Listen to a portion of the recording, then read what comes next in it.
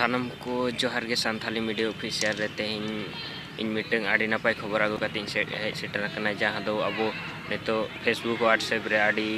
जुर गे वायरल कना ओना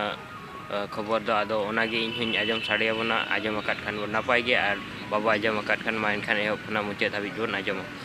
तो ओना खबर दो हुयु कना जहां मीटिंग बोकारो स्टील सिटी नि मतलब मिटे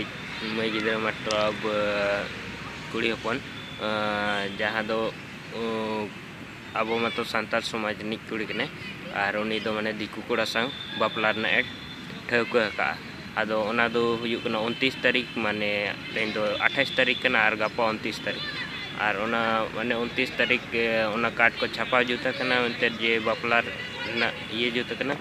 आदो ओना दो आर होना हाहाड़ा रना कथा दो नोआ कना जे मेनते जहाँ आज बाबा हो बाय बड़ा जे मेनते नेतो इनी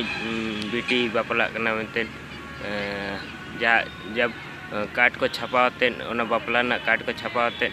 आज मतलब बाबा ठन को सेटर किया तबे ना आज बड़ा के नते इन बेटी बापला लगे और ओना हो एटा जाति रे मतलब एटा समाज रे मतलब सानताल समाज बागी करते तो नोआ दो चित भागी हुयु कना चे बेस गे हुयु कना तो ओना ना अपे कमेंट आते पे लय और इन हो मिटे मेना मेनते जे मेनता नौका दो आलो हुयु दरकार जहां तिना गे आबो रे तो जुवन कोड़ा जुवन कुड़ी गिद्रा को और जहां तिना गे नेतो मतलब जुवन आकना चे और जुवन कोड़ा कुड़ी को मेना बोना तो नौका दो आलो बोन कामी मा तो मान खानिए खबर दो नोडे गिन मुचादे आदास में आमते आपे निये वीडियो नेलाते काटी जहाना के पे जहाना मतलब कई रहो ज्ञान पे नाम कर दिया तो मान खान सानाम को जोहार।